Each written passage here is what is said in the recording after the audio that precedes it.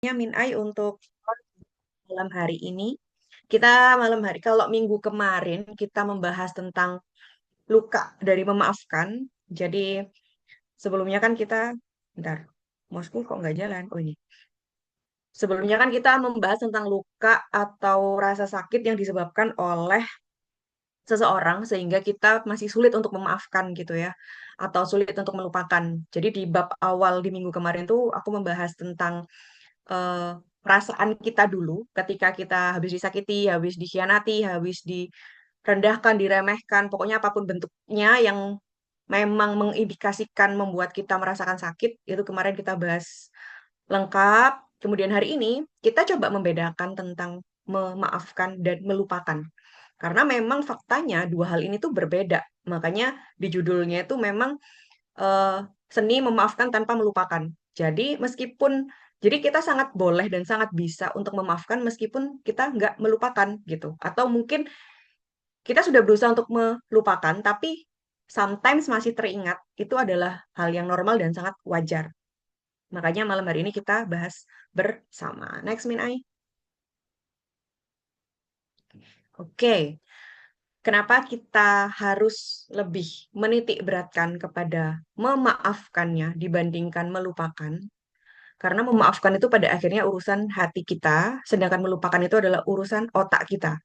Hati dan otak ini adalah dua hal yang berbeda, tapi memang mereka saling bekerja sama untuk sinergi di dalam diri kita.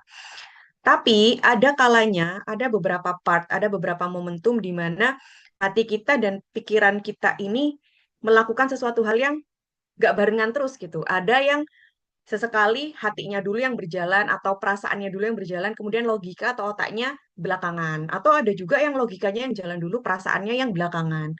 Kayak gitu tuh hal yang wajar juga sebenarnya pada diri kita. Karena memang Allah menciptakan kita dengan sinergi seindah dan sesempurna itu. Dan selalu ada maksudnya kenapa Allah menciptakan otak dan hati kita sedemikian rupa. Kadang mereka beriringan jalannya, ngerasain yang sama, kemudian otaknya juga ngerespon sama, tapi kadang juga otaknya dulu, baru perasaannya, atau kalau gitu perasaannya dulu, baru otaknya gitu.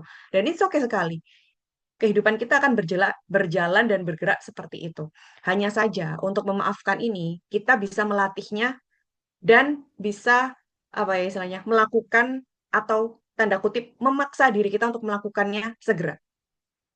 Memaksa dalam konteks yang baik ya, bukan berarti kita harus segera maafin dia gitu, enggak juga. Tapi kita mengajak diri kita untuk pelan-pelan mendahulukan maaf kita daripada harus segera melupakan. Istilahnya seperti itu. Jadi kita bisa melatih sama halnya kayak sabar, ikhlas. Itu kan seiring berjalannya waktu, kita bisa melatih diri kita untuk sabar, untuk pelan-pelan ikhlas. Pun dengan memaafkan, seiring berjalannya waktu, kita bisa untuk melakukannya.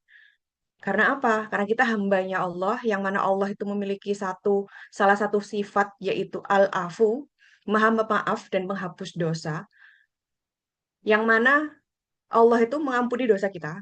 Allah memaafkan segala kekhilafan kita, keburukan kita, yang jelas-jelas Allah lihat, yang jelas-jelas Allah dengar, yang jelas-jelas juga Allah tahu semuanya, tapi Allah memaafkan, Allah mengampuni ketika kita bertaubat. Bahkan ketika kita nggak bertaubat pun Allah masih tetap sayang sama kita dan mengampuni kita gitu. Yang artinya Allah yang punya kita dan hidup kita saja itu sebaik itu sama kita gitu.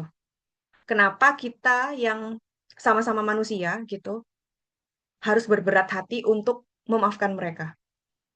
Kita abaikanlah perkara masih keingat atau masih sakit dan lain sebagainya. Kalau masih sakit itu oke, wajar. Namanya ya disakitin, namanya dilukain, dikhianatin, diremehkan dan lain sebagainya. Masih sakit oke. Tapi keputusan untuk memaafkan itu adalah keputusan sadar kita dan itu bisa sekali kita lakukan gitu. Kenapa? Karena pada akhirnya ketika kita memutuskan mendawamkan, meniatkan diri kita, oke, aku maafin dia. Aku mau memaafkan dia. Ketika kita sudah berniat seperti itu, Allah bukakan jalannya. Dan tanpa disadari, ketika kita sudah berucap, oke, nggak apa-apa, aku maafin dia, gitu.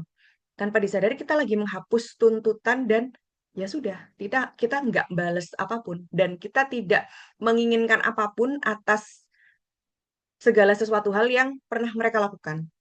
Dan tanpa kita sadari juga ketika kita bilang, aku memaafkanmu dan aku sudah tidak memberikan energiku untukmu, tanpa kita sadari, kita tidak hanya sedang melindungi diri kita, tapi kita sedang menyerahkan urusan orang yang menyakiti kita itu sama Allah. And it's enough, gitu. Kita punya energi untuk membalas, untuk marah-marah, untuk protes, untuk em, ikut menghujat kayak atau apapun itu, pokoknya ingin membalas lah supaya kita lega gitu. Kita punya energi buat itu. Tapi kita juga punya energi untuk cukup di situ, aku gunakan energi untuk mengobati luka aku kemudian bertumbuh. Bedanya di mana? Kalau energinya kita gunakan untuk membalas, untuk apa ya istilahnya, melegakan apa yang kita rasakan, oke, kita bisa melakukan hal itu. Tapi otomatis waktu kita untuk menyembuhkan, waktu kita untuk bertumbuh, itu kepotong dengan proses kita untuk membalas dendam. Tapi ketika kita dengan sadar untuk mengizinkan, oke ya sudah, hatiku memang masih sakit, tapi aku memaafkanmu, aku ikhlas dengan rasa sakit ini. Insya Allah, semoga ini menjadi batu loncatan dan bisa menjadikan ini Allah ridho padaku. Aku selesai, sudah. Aku akan menyerahkan semua ini padamu, gitu kan? Istilahnya aku menyerahkan ini semua pada Allah dan biarkan Allah yang bekerja dengan cara terbaiknya. Maka aku putuskan energiku aku gunakan untuk menyembuhkan lukaku. Dan kalau kita memberikan kesempatan diri kita untuk membalas dendam, untuk ikut apa ya istilahnya melakukan hal yang sama seperti yang mereka lakukan, kita memang ada perasaan lega, tapi tanpa kita sadari lagi nih, kita sedang membuka luka itu semakin besar, membuat luka itu semakin besar. Kenapa? Karena manusia itu adalah makhluk yang kita nggak pernah tahu isi hati dan pikirannya. Bisa jadi ketika kita melakukan kejahatan yang sama, respon mereka, oke, kalau mereka memang diem dan menerima atau merasakan sakit yang sama. Tapi kalau ternyata malah lemparannya lebih besar ke kita, maka apa yang terjadi? Kita ingin ada perasaan balas lagi. Terus seperti itu dan nggak ada selesainya. Enak buat kita? Enggak. Lega cuma sesaat. Yang ada malah semakin besar masalahnya. Tapi ketika kita memutuskan untuk, oke selesai. Aku memang sakit. Aku tahu hatiku sekarang sedang diginiin, hidupku lagi diginiin banget. Nggak adil memang gitu ya. Nggak apa-apa ngomong-ngomong kayak gitu aja. Tapi aku sudah memaafkan, aku sudah menutup itu semua. Bahkan aku menutup mereka untuk masuk ke dalam hidupku. Dan aku fokus untuk menyembuhkan hatiku. Aku, aku fokus untuk menata kembali hidupku. Aku serahkan semuanya sama Allah. Dan aku fokus untuk pertumbuhan diriku. That's enough. Selanjutnya Allah yang benar-benar bekerja dengan cara terbaiknya. Percayalah teman-teman, ketika kita menyerahkan semua hal dalam hidup kita itu sama Allah, Allah beneran ngebantu kita, beneran ngasih keadilannya buat kita. Itu sebenar itu, teman-teman. Coba teman-teman rasain ketika kita menyerahkan semuanya sama Allah dan ya udah kita fokus dengan apa yang bisa kita lakukan tanpa ada bersinggungan dengan hal-hal yang berkaitan sama orang lain, apalagi orang yang menyakiti kita. Tahu juga Allah juga sudah berpesan, maafkanlah, ajaklah kepada kebaikan dan berpalinglah dari orang-orang yang bodoh. Satu hal juga yang pada akhirnya seiring berjalannya waktu, aku memahami adalah ketika seseorang menyakiti kita, itu ada beberapa faktor ya. Dan pada akhirnya aku mengambil kesimpulan bahwa yang pertama, orang yang menyakiti kita artinya hatinya sedang sakit juga. Hurt people, hurt people. Orang yang sakit pasti akan menyakiti orang lain. Kemudian yang kedua adalah orang yang menyakiti kita itu barangkali adalah mereka yang belum ngerti. Mereka belum mengerti dengan bagaimana diri mereka sesungguhnya. Mereka belum mengerti bagaimana orang yang dia hadapi, apa yang sedang orang lain pikirkan dan lain sebagainya. Dan dia impulsif, dia refleks melakukan sesuatu hal yang mungkin itu entah sadar nggak sadar, yang pada akhirnya menyakiti orang lain. Dia nggak ngerti sesederhana itu. Karena kalau dia ngerti, dia aware, dia sadar dengan dirinya, dia nggak akan menyakiti orang lain. Orang yang dengan sengaja atau nggak sengaja berucap buruk, bersikap buruk, pokoknya aktivitas apapun yang memang itu menyakiti atau merugikan orang lain, bisa dipastikan dia nggak ngerti dengan dirinya sendiri. Dia nggak sadar dengan dirinya sendiri. Yang pada akhirnya dengan sengaja atau nggak sengaja dia menyakiti hati orang lain. Makanya sama Allah kita diminta untuk berpaling dari orang tersebut, bukan malah mendekatinya dan membalas dendam ke dia gitu. Kita jaga jarak. Kita diajarkan untuk kita boleh kok menjaga jarak kita dari orang-orang yang pernah menyakiti kita, yang pernah menghancurkan hidup kita dan lain sebagainya. Kita boleh kok.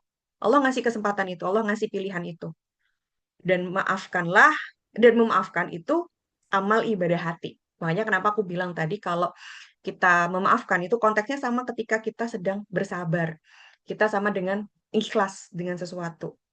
Karena itu ibadah hati kita, amalan kita. Ibadah fisik kita kan ya sholat, puasa, zakat, umroh, haji, sedekah, dan lain sebagainya. Itu kan ibadah fisik ya, yang kita bisa melakukan dan kita apa ya bisa lihat bentuknya gitu. Tapi kayak ikhlas, bersyukur, sabar, maaf, tawakal, itu kan sesuatu hal yang nggak bisa terlihat kecuali benar-benar kita meyakinkan hati kita bahwa kita memang memiliki hal tersebut gitu untuk bisa kita aktualisasikan. Yaitu tadi, maafkan adalah salah satu bagian dari ibadah hati. Jadi, dan itu nggak ada kaitannya dengan ingatan. Maka memaafkan itu sangat bisa kita lakukan dan diri kita sangat bisa mengajak diri kita untuk, ayo kita maafin dia pelan-pelan. Masih sakit nggak apa-apa. Tapi memaafkan itu adalah keputusan sadar dan sebuah langkah gitu. Next, Min Ai. Definisi melupakan. Nah, kenapa konteksnya sekarang berbicara melupakan? Supaya kita bisa memisahkan bahwa memaafkan sama melupakan itu ini itu adalah dua hal yang berbeda. Secara psikologi, tidak mungkin kita benar-benar bisa melupakan. Kenapa? Karena setiap aktivitas apapun kita pegangan gini aja, kita megang kepala kita hadir sekarang aja, itu pasti sudah terekam di memori otak kita. Setiap hari otak kita tuh menyimpan puluhan ribu, bahkan ratusan ribu hal yang kita lakukan, yang terekam oleh mata kita, terdengar terdengar oleh telinga kita, terasa oleh tangan kita, oleh lidah kita, dan lain sebagainya, semua terekam dengan sangat baik oleh otak kita. Jadi, sangat tidak mungkin ketika kita bersinggungan dengan orang yang pernah nyakitin kita, kemudian itu tiba-tiba harus kita hilangkan begitu saja. Harus kita lupakan begitu saja, itu sangat tidak mungkin. Apalagi ditambah aktivitas tersebut, kegiatan atau mungkin kejadian tersebut bermuatan emosi. Ada otak kita, amigdala yang bagian merespon perasaan atau muatan emosi dari sebuah kejadian tersebut gitu. Jadi ya sangat tidak mungkin untuk tiba-tiba kita melupakan atau menghilangkan kejadian tersebut. Dan ironinya, nggak tahu kenapa Allah memberikan fitrah pada perempuan untuk mengingat hal-hal yang menyakitkan lebih intens dibandingkan laki-laki. Benar atau benar? Mungkin, ini mungkin setelah aku mempelajari ya. Karena memang perempuan itu kan perasaannya lebih kuat dan emosionalnya juga lebih mudah apa ya istilahnya ter terlihat dan terasa gitu. Otak bagian amigdalanya tuh lebih mudah untuk diaktifkan gitu. Sehingga ketika ada sesuatu hal yang itu bermuatan emosi sangat kenceng, perempuan itu lebih gampang mengingat hal itu gitu. Entah itu memori yang sangat menyenangkan atau menyedihkan, menyakitkan atau sangat membahagiakan itu kita sangat ingat sekali dengan hal itu. Jadi sangat wajar kalau memang kita masih belum bisa melupakan sesuatu hal yang menyakitkan karena memang ya ada muatan emosi dari peristiwa tersebut. Kemudian eksplisit memori itu bakal tetap tersimpan sampai kapanpun. Kecuali kemudian ingatan tersebut tertumpuk atau tertimbun dengan ingatan-ingatan baru yang kita lakukan di hari ini. Kenapa kita pada akhirnya memaafkan seseorang itu kan artinya ada sebuah kejadian di masa lalu yang pernah nyakitin kita. Ada kejadian di mungkin baru kemarin, sebulan belakang, atau mungkin beberapa tahun ke belakang, mungkin ada suatu luka yang berusaha kita ingin maafkan gitu ya. Dan keputusan kita untuk memaafkan itu kan artinya keputusan yang kita mau buat di hari ini. Dan otomatis kita bisa menyelesaikan ingatan itu dengan memberikan kenangan-kenangan baru di hari ini dan di masa depan. Dan memaafkan itu tanpa kita sadari lagi membuka jalan kita untuk membentuk kenangan baru di hari ini dan masa depan. Yang pada akhirnya kenangan dari masa lalu yang menyakitkan itu pelan-pelan akan ter apa ya, tertumpuk dengan kenangan-kenangan baik lainnya di hari ini gitu loh. Jadi melupakan itu bukan syarat untuk memaafkan. Memaafkan ya sudah kita memaafkan aja. Melupakan itu urusan belakangan dan itu berjalan perlahan, berproses. Karena ada penelitiannya sendiri, granting forgiveness or harboring grudge implication for emotion si physiology and health. Jadi memaafkan itu tuh sangat memberikan pengaruh secara signifikan terhadap emosi kita, kondisi fisiologi kita, tubuh kita, dan kesehatan kita. Kalau kita pengen balas dendam, kita pengen wajar ya, seperti yang aku bilang di awal, orang yang sakit itu akan menyakiti hati orang lain. Makanya ketika kita disakitin, entah itu berupa ucapan atau berupa sikap orang lain yang tiba-tiba nyakitin kita, pasti ada kegiatan atau aktivitas refleks yang kita lakukan, yang pada akhirnya entah disadari atau enggak itu menyakiti orang lain. Nah, ironinya kadang refleks kita ketika disakiti itu seringkali nggak semua orang bisa refleksnya tuh kejadian kecil gitu. Misal nih ya contoh, kita habis disakitin. Kemudian karena saking sakitnya, kita nggak bisa menahan diri atau udah nggak sanggup menghadapi rasa sakitnya. Kemudian pernah nggak teman-teman ketika lagi nggak baik-baik saja, kemudian lagi ngumpul, terus nyeplos kata-kata yang nyakitin temennya gitu. Tanpa disadari dan kayak sebenarnya nggak bermaksud ngomong kayak gitu, tapi nggak tahu kenapa tiba-tiba keluar kayak gitu aja gitu. Bisa dipastikan ketika kita refleks sedang mengatakan hal yang menyakitkan untuk orang lain itu, kita kondisinya lagi nggak baik-baik saja gitu. Dan itu hal yang normalnya manusia memang gitu. Jadi hal-hal seperti itu tuh memang setiap dari kita akan menghadapinya. Ketika kita sedang merasakan sakit, pasti respon tubuh kita tuh akan mencari cara untuk supaya rasa sakit itu nggak nyakitin kita lebih dalam gitu. Makanya dengan cara mengeluarkannya dengan bentuk menyakiti orang lain juga. Hanya saja intensitasnya itu masing-masing orang berbeda-beda tergantung dari tingkat kesadarannya atas rasa sakit tersebut. Sehingga kenapa ada orang yang nyakitin orang lain tuh dengan sangat besar sekali gitu sampai meninggalkan trauma dan lain sebagainya. Tapi ada juga yang kadang orang ya udah cuma nyebelin aja sekali gitu dan nggak terusan. Dan pada akhirnya nggak ada satu orang pun di dunia ini tuh yang nggak saling menyakiti. Ketika kita berhadapan dengan manusia itu sudah pasti kita akan merasakan kekecewaan dan rasa sakit. Tapi kembali lagi intensitasnya seberapa itu tergantung dari masing-masing orang tersebut menyadari rasa sakit yang sedang dia rasakan. Sehingga ketika kita tahu bahwa, oh, aku sadar nih aku lagi merasakan sakit dan aku memutuskan untuk nggak membalasnya, aku memutuskan untuk menyadari rasa sakit tersebut, aku mengarahkan diriku untuk pelan-pelan memaafkannya dan tidak ada sama sekali kepikiran untuk balas dendam, maka pelan-pelan tanpa disadari kita sedang membantu diri kita untuk pulih, untuk kembali sehat dan kembali ingat bahwa kita berhak untuk mendapatkan kebaikan gitu. Karena membalas dendam pada akhirnya meningkatkan detak jantung, meningkatkan stres kita juga. Sedangkan memaafkan itu kita let it go gitu. Kita kayak istilahnya melepaskan sesuatu hal yang selama ini menyakiti kita dan memang sekarang masih sakit. Tapi ketika kita buka tangan kita kayak ya sudah, ini mungkin masih berdarah-darah ya tangan kita, tapi yang nyakitin ini udah lepas benar-benar. Nah, yang berdarah-darah ini kan pada akhirnya akan sembuh pelan-pelan. Tapi kalau yang nyakitin kita tuh berusaha kita genggam erat dan berusaha untuk kita tahankan, sembuhnya kapan gitu. Ketika kita lepaskan ya sudah. Pada akhirnya pelan-pelan itu akan menurunkan stres kita juga, kemudian membuat kita lebih rileks juga, dan kita akan fokus untuk berproses nyembuhin tangan kita yang lagi berdarah ini gitu. Dan perkara ingatan dan bekas rasa sakit itu kan masih ada juga, dan it's okay. Bahkan kayak aku nih misal, aku pernah terjun dari lantai 2 kosan gitu kan. Sampai sekarang aku masih ingat kondisinya, detail kegiatan, detail kejadiannya, rasa sakitnya pun, rasa sakit kakiku yang waktu itu habis jatuh dan retik, itu tuh aku sangat mengingat sekali gitu. Dan aku juga ingat bapak kosku tuh dulu pernah bilang waktu pas aku habis jatuh, bapak kosku tuh bilang buat ngebawa, aku disuruh dibawa ke Sangkal Putung gitu. Sampai akhirnya sama mbak kosku dimarahin karena ada mbak kosku yang kedokteran kan. Jangan dibawa ke Sangkal Putung, Pak. Ini habis jatuh dari lantai 2. Nanti kalau ada apa-apa sama kakinya, Bapak mau tanggung jawab gitu. Kita bawa ke UGD gitu. Akhirnya sama mbak kosku dibawa ke UGD. Bahkan sampai sekarang aku masih mengingat bapak kos itu gitu. Bukan karena aku apa ya istilahnya dendam atau kayak gimana ke bapaknya enggak gitu. Dan aku juga nggak apa-apa. Dan aku merasa bahwa oh mungkin bapaknya nggak tahu bahwa urgensinya kalau orang jatuh dari lantai 2 itu nggak semudah kayak orang lagi keseleo gitu. Tapi bapaknya refleks untuk menyarankan bawa aku ke Sangkal Putung, yang mana itu resikonya pasti lebih besar juga gitu.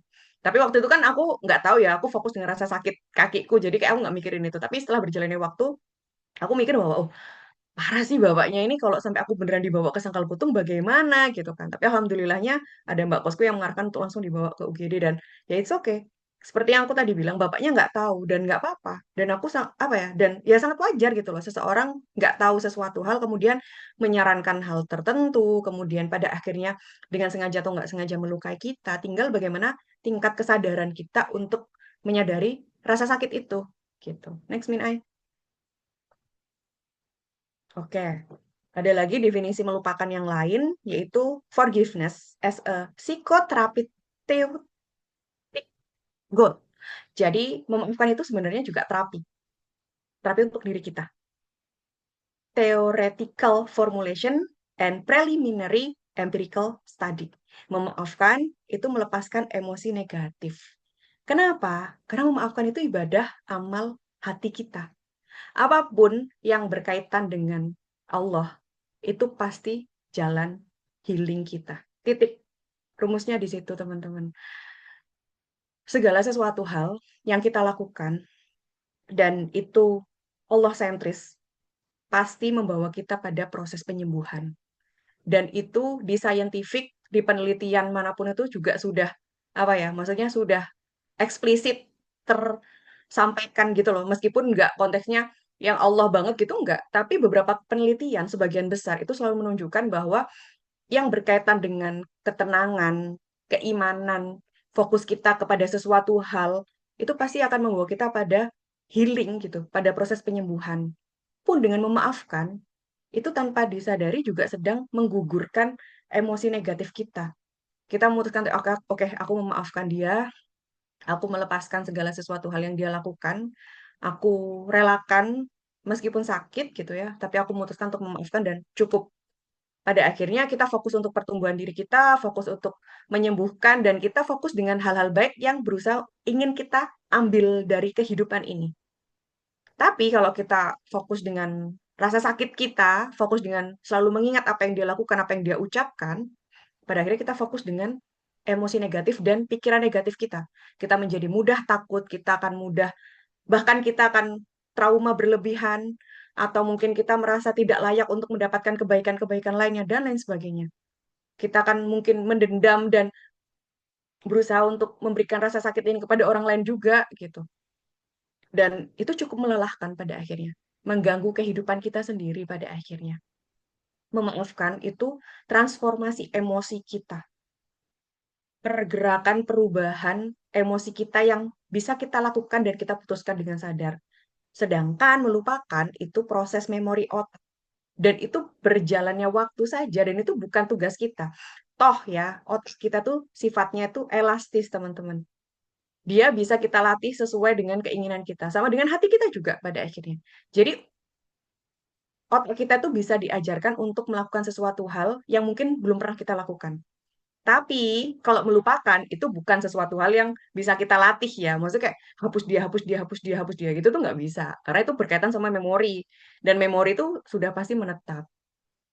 Tinggal itu tadi, kita memutuskan untuk melampirkan, menutupi dengan emori. Melampirkan dengan memori-memori baru yang bisa kita lakukan hari ini dan di masa depan gitu. Ilmiah dan agama sepakat yang diperintahkan adalah membersihkan hati, bukan menghapus memori. Jadi kita sepakati bersama bahwa memaafkan itu adalah urusan hati yang bisa kita ajak, bisa kita kuatkan, bisa kita bareng-bareng lakukan. Tapi untuk urusan melupakan, itu urusan belakang gitu. Karena kita harus hidup terus hari ini dan di masa yang akan datang, yang pada akhirnya itulah yang akan pelan-pelan menutup memori-memori dari luka-luka masa lalu. Gitu. Next, Min Ai. Nah, di sini secara apa ya, jelas dibedakan untuk memaafkan dan melupakan perbedaannya. Yang pertama, kalau memaafkan itu adalah tindakan spiritual dan emosional. Jadi urusannya sama Allah, urusannya sama perasaan kita, sama hati kita, urusannya sama diri kita juga gitu kan. Sedangkan melupakan itu proses biologis, yang mana itu adalah kinerja dari otak kita. Jadi nggak bisa kita paksa untuk segera, secepatnya mungkin. Memaafkan itu harus kita lakukan dengan penuh kesadaran dan kita sangat bisa dan disengaja. Sedangkan melupakan itu ya pelan-pelan, kita nggak bisa maksa dan belum tentu langsung bisa saat itu juga gitu. Memaafkan itu mengurangi beban hati, sedangkan melupakan itu nggak selalu terjadi. Karena ingatan itu nggak setiap hari bakal keinget gitu.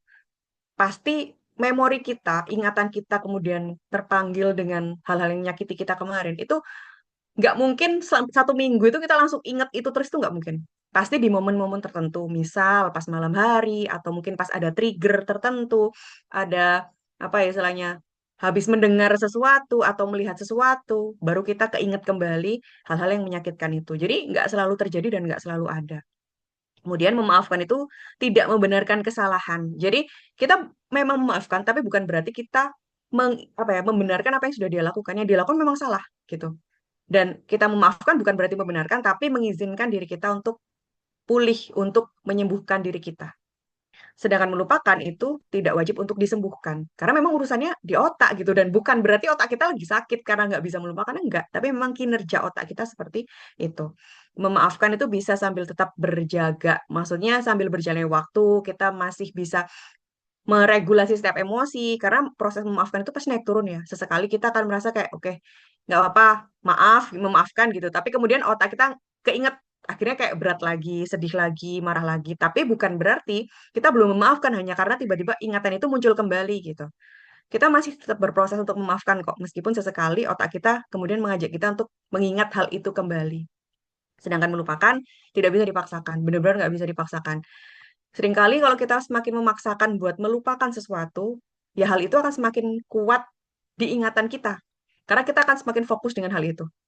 Jadi, semakin kita berusaha untuk melupakan, sesungguhnya kita sedang mengikat ingatan itu untuk semakin kuat terbayangkan di pikiran kita.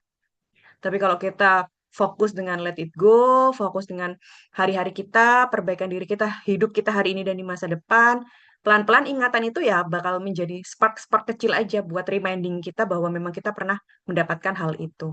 Meskipun masih sesekali teringat dan terasa sakit, tapi pada akhirnya kita tetap menjalani kehidupan ini dan menjadi bukti bahwa kita tetap hidup hari ini. Gitu. Next, Min Ai. Oke, di sini ada kisah, teman-teman tahu sendiri ya, kisahnya Nabi Yusuf sama saudara-saudaranya yang sama saudara-saudaranya itu Nabi Yusuf dibuang, dimasukin ke sumur, dibully habis-habisan gitu kan, sampai dipisahkan sama ayahnya bertahun-tahun. Tapi Nabi Yusuf yang setampan itu, sebaik itu yang dilakukan beliau apa? Beliau berkata, tidak ada cercaan atas kalian hari ini, semoga Allah mengampuni kalian. Coba udah dizolimi, dibully sedemikian rupa sama saudara-saudaranya, tapi Nabi Yusuf pada akhirnya memaafkan dan malah mendoakan semoga Allah mengampuni. Ini sudah another level of apa ya istilahnya forgiveness sih. Karena nggak hanya mengampuni mereka yang menyakiti kita, tapi berdoa sama Allah supaya Allah mengampuni mereka juga. Dan literally disitulah tingkat keimanan kita akan Allah nilai pada akhirnya. Meskipun tidak mudah ya teman-teman, tapi percayalah ketika kita ikut mendoakan orang yang nyakiti kita, semoga Allah mengampuninya, itu benar-benar another level of forgiveness dan iman kita pada akhirnya. Dan disitulah Allah melihat, oh ya benar, hambaku ini sudah ridho insya Allah gitu. Dan ya memang nggak mudah sebenarnya untuk melakukan hal itu. Tapi semoga kita semua pelan-pelan bisa mengarahkan diri kita ke sana gitu. Dan pada akhirnya Nabi Yusuf memaafkan, tapi beliau tidak pernah melupakan peristiwa itu. Karena dalam ceritanya kepada ayahnya, beliau menceritakan dengan detail gitu. Masih seingat itu. Jadi ya namanya juga manusia dan Allah memang memfitrahkan dan menganugerahi kita otak dan memori seperti itu. Jadi ya wajar kalau kita masih mengingatnya. Tapi konteksnya kita sudah memaafkan. Beliau mengingat masa lalu sebagai hikmah, bukan sebagai luka. Jadi, belajar dari kisahnya Nabi Yusuf dan mungkin perjalanan Nabi Yusuf juga ini yang pada akhirnya membawa kita pada pengingat bahwa luka itu memang sengaja diletakkan di memori otak kita yang mungkin sesekali bisa menjadi ingatan buat kita atau tiba-tiba ke-trigger kita dan ingat gitu ya. Supaya kita tuh tahu bahwa dan supaya kita sadar bahwa oh dulu aku pernah mendapatkan peristiwa yang semenyakitkan ini. Aku pernah diperlakukan sejahat ini. Sehingga kedepannya aku nggak akan memperlakukan hal ini untuk orang lain. Sehingga kedepannya aku juga akan lebih mawas diri. Sehingga kedepannya juga aku bersyukur karena aku bisa bertahan melalui segala rasa sakit itu. Dan itu menjadi bukti bahwa aku berhasil melalui rasa sakit itu. Gitu. Barangkali hikmahnya di situ. Allah mengizinkan luka itu atau mungkin rasa sakit dari perlakuan orang lain menjadi sesuatu hal yang tersimpan di otak kita. Supaya kalau kita ingat kembali, itu menjadi bukti nyata bahwa kita sudah melalui hal tersebut. Meskipun masih terasa sakit. Tapi intensitas rasa sakitnya pasti semakin hari semakin berkurang ketika kita memutuskan untuk menyembuhkannya. Gitu. Next, Min Ai.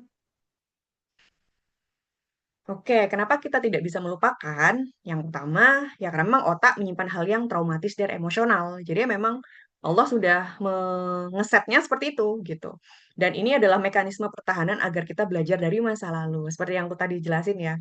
Jadi tidak lupa itu bukan berarti dosa, tapi memang itu adalah sistem proteksi diri kita dan sistem untuk kesadaran diri kita.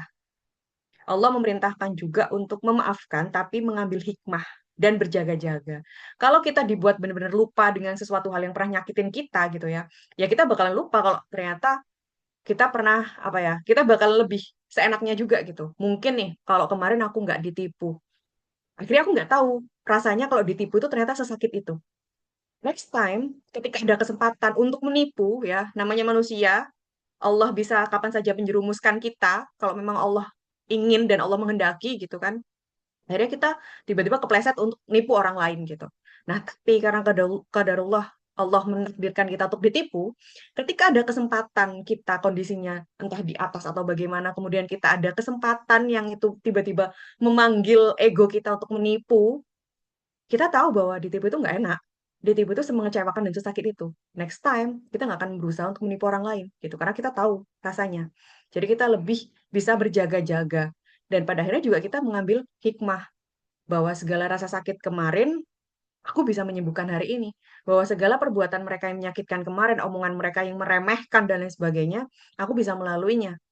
Dan menjadi bukti juga bahwa mereka yang menyakiti kita itu belum tentu lebih baik dari kita juga, gitu. Disitulah pada akhirnya kita bisa menemukan hikmahnya.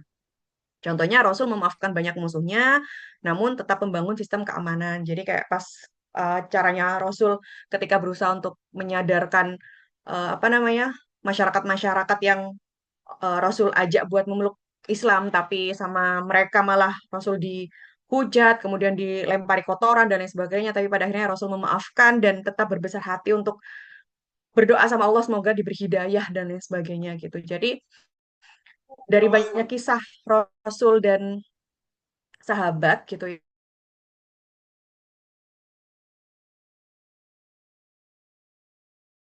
bersyukur karena kita bisa mencari tauladan hal itu untuk kehidupan kita sekarang. Meskipun memang prosesnya tidak mudah, meskipun berat untuk melakukannya, tapi ketika ada bukti bahwa teladan-teladan kita pernah melaluinya dan mengamalkannya, dan terbukti malah menjadi sesuatu hal yang baik untuk kehidupannya, kita bisa melakukan itu juga kok gitu loh, kasarannya. Next, Min Ai. Oke, lantas gimana dan apa yang bisa kita lakukan untuk memaafkan meskipun tanpa harus kita melupakan gitu ya. Yang pertama pastinya memvalidasi perasaan. Orang kalau habis disakiti atau mungkin masih keingat rasa sakit, pasti sedih, pasti marah, pasti kesal dan lain sebagainya. Divalidasi dulu pelan-pelan. Omong ke diri sendiri, aku lagi sedih, aku lagi marah, aku lagi kesal dan lain sebagainya. Silahkan dikatakan, silahkan diucapkan, silahkan dituliskan apapun untuk mengeluarkan perasaan kita. Kemudian pisahkan orang dan perilaku.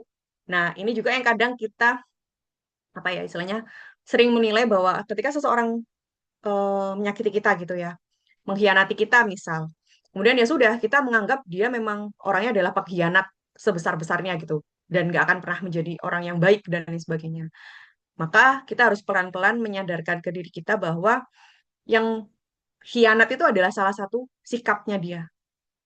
Orangnya bukan orang pengkhianat yang seutuhnya gitu loh. Itu adalah perilakunya dia gitu. Dan ketika kita menyadari untuk memisahkan perilaku orang lain dengan orang tersebut, itu akan memberikan kita pemahaman bahwa ya manusia itu memiliki perilaku-perilaku tertentu yang akan berpotensi menyakiti orang lain. Ya seperti kita lah, kita ada momentum di mana mungkin kita menyakiti atau mengecewakan orang lain. Tapi pada akhirnya ya yang memberikan hal itu adalah bagian dari kita yang seperti itu gitu, hanya beberapa persen diri kita, bukan seutuhnya tentang kita memang orangnya seperti itu gitu kan. Jadi dengan kita mengingatkan diri kita bahwa oh memang karakternya seperti itu gitu, tapi bukan berarti dia seutuhnya seperti itu. Kecuali memang dia berulang kali melakukan hal tersebut, maka bisa dikatakan bahwa itu memang karakter finalnya dia gitu. Tapi ketika dia baru sekali dua kali melakukannya gitu ya, minimal dua kali lah maksimal ya maksimal dua kali lah ya mungkin memang dia sedang khilaf atau ya lagi nggak baik-baik saja lah kondisinya gitu. Tapi kalau itu sudah dilakukan berulang kali, ya sudah berarti memang karakter dia dan nggak bisa berubah gitu. Kecuali dari dianya sendiri yang memutuskan untuk berubah. Lepaskan dendam, bukan memori. Jadi yang kita lepaskan itu adalah dendamnya, hal-hal yang memberatkannya gitu. Kita bisa menyembuhkan diri kita bisa melepaskan dendam, kita melepaskan apa ya beban-beban nggak terimanya kita gitu kan, tanpa harus membuang memori atau ingatan yang pernah terjadi. Kemudian bangun batas sehat, boundaries. Kita boleh pelan-pelan menjaga jarak, kita boleh pelan-pelan untuk nge-mute, maaf, nge-mute, kemudian blokir apapun itu yang bisa membuat kita merasa aman dengan kondisi tersebut, silakan lakukan. Kemudian doakan dalam diam. Mendoakan dalam diam itu bukan berarti kita minta supaya dia apa ya istilahnya dihukum yang kayak gimana enggak juga. Mendoakan ya cukup mendoakan ke diri kita sendiri terutama. Ya Allah lapangkan hatiku, berikan aku keluasan untuk memaafkan dan lain sebagainya, berikan aku kekuatan dan lain sebagainya. Minta doakan ke diri sendiri dan doakan dia supaya Allah ampuni dosa-dosanya. Dan minta ampun juga sama Allah atas dosa kita. Barangkali apa yang terjadi dalam diri kita sekarang, rasa sakit ini adalah mungkin juga atas dosa-dosa kita dan kesalahan kita di masa lalu. Kemudian ambil hikmahnya. Hikmah itu nggak akan bisa ketemu kalau kita nggak mau menerima segala kenyataan yang terjadi dalam hidup kita. Kalau kita masih protes, kalau kita masih bertanya-tanya kenapa harus seperti ini, kenapa harus seperti itu, hikmah itu nggak akan muncul. Hikmah selalu muncul setelah kita benar-benar menjalani dan menerimanya. Dan itu nggak peduli meskipun baru 4, mau dia 1 tahun belum ketemu hikmahnya, 2 tahun, 3 tahun, dan 4 tahun menerima dan lain sebagainya, itu oke. Nggak ada rentan waktu tertentu untuk seseorang bisa menerima sebuah takdir.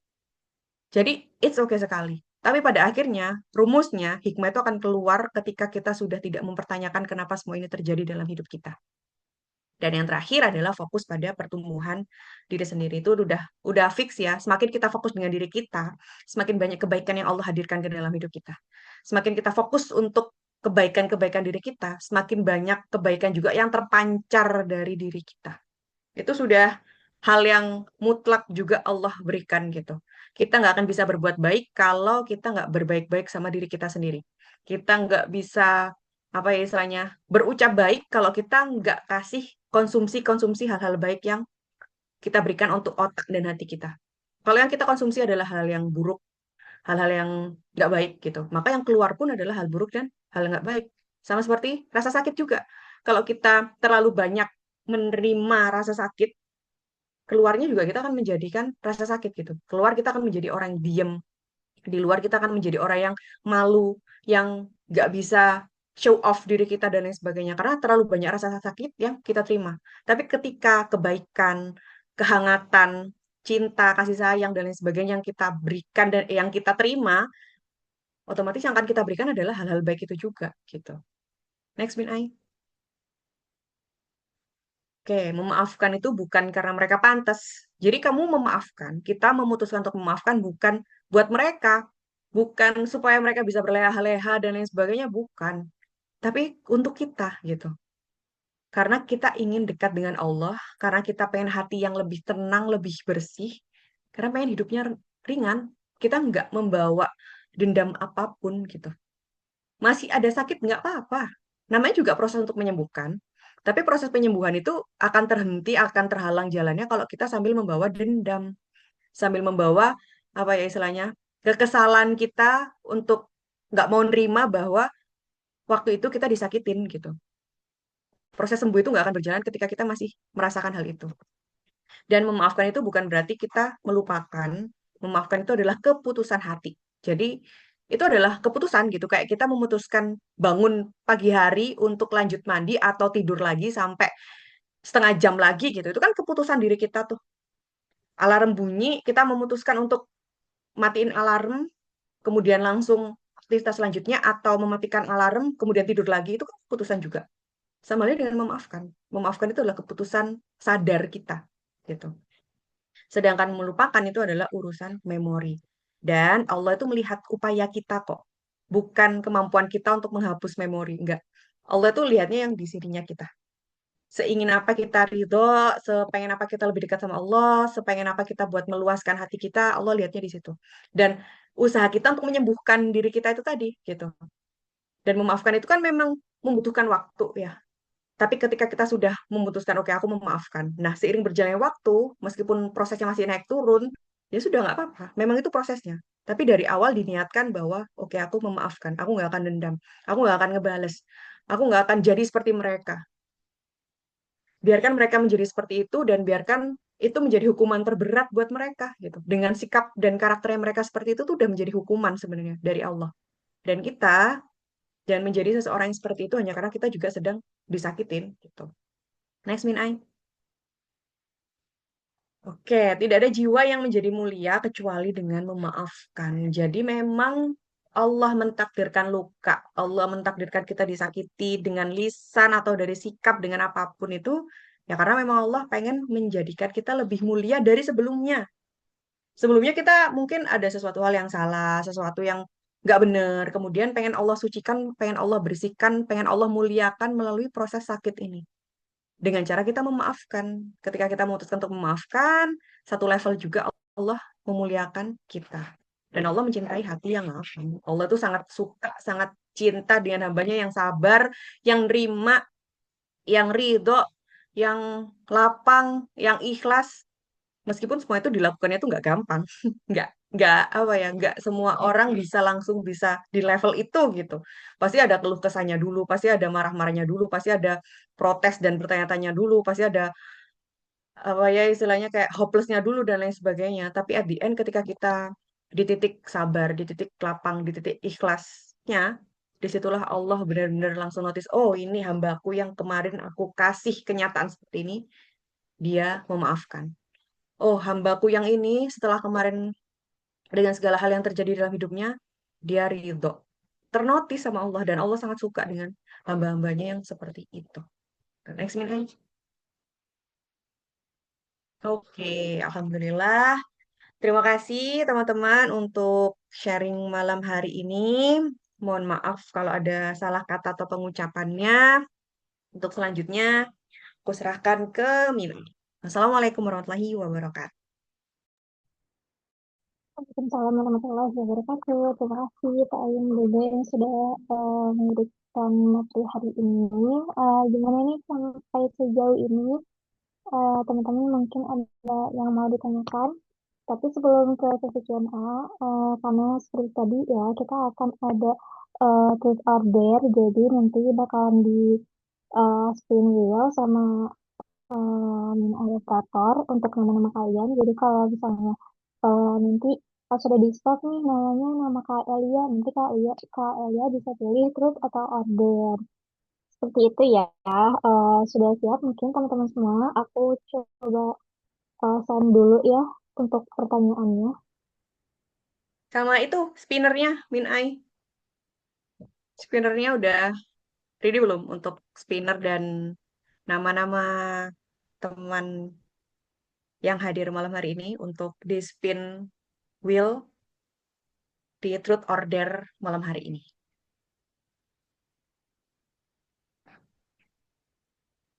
Untuk Min Ai kalau spinnernya sudah ready, boleh ditampilkan langsung ya. Dan untuk teman-teman sambil nunggu, boleh sambil dibaca pertanyaan dan dare-nya nanti. Nah, Siap-siap jadi juga untuk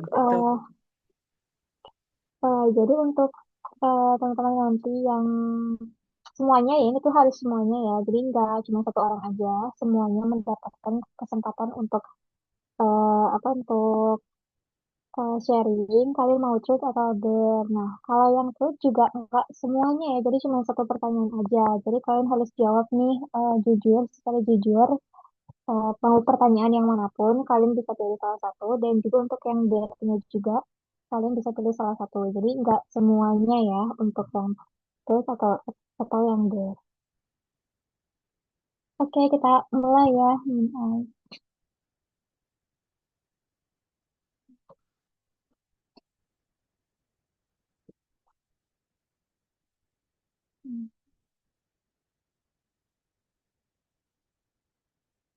Oke, seperti kira-kira. Oh, Karani. Oke, Karani, ayo. mau tweet atau dare kak? Rani? Tunggu dulu. Belum baca dulu, baca dulu. Dar terus Oke. ya, masih umur. Oh, dar deh, dar, dar. Oke, yang mana nih kak? Rani?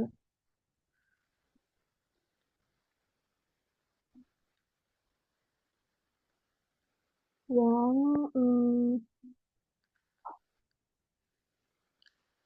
Oh, senyum ini ada 5 deh. detik mungkin atau yang mana? Darnya, berarti milih ya. Kalau yang darnya ini Ya, pilih, pilih pilih salah salah satu satu ya kalimat kak. ini dan bacakan sebanyak 5 kali. Oke. Aku memilih damai. Itu aja kan satu kan? Berarti 5 kali ya Kak Ayum ya? Yang iya, boleh 5 kali. Aku Ya, memilih damai, aku mengosongkan hati, aku tidak oke. dendam. Baru Itu nanti 5 kali. senyum 5 detik gitu ya? Ya, pokoknya sampai yang Ya, aku memilih damai, aku mengosongkan hati, aku tidak dendam, dan itu diucapkan 5 kali masing-masing. oke, oke, oke, siap, siap, siap. Oke, berarti saya pilih yang ini ya, yang der, yang aku memilih damai, aku mengosongkan hati untuk yang lebih baik, aku tidak dendam, aku unlevel hidupku. Boleh oke, diulang lagi sebanyak 5 kali, sampai Kak 4 Rani. kali. Oke, oke. Oke, oke, Kak Ayum, oke. Aku memilih damai, aku mengkosongkan hatiku untuk yang lebih baik, aku tidak dendam, dan aku up level hidupku. Aku memilih damai, aku mengosongkan hati untuk yang lebih baik, aku tidak dendam, aku unlevel hidupku, aku memilih damai, aku mengosongkan hati untuk yang lebih baik, aku tidak dendam, aku unlevel hidupku, aku memilih damai, aku mengosongkan hati untuk yang lebih baik, aku tidak dendam, aku level hidupku. Terima kasih ya diriku Oke, yang sudah sejauh ini menjalaninya. Amin ya Allah. Kasih Masya Kayu. Allah. Terima kasih, Kak Rani.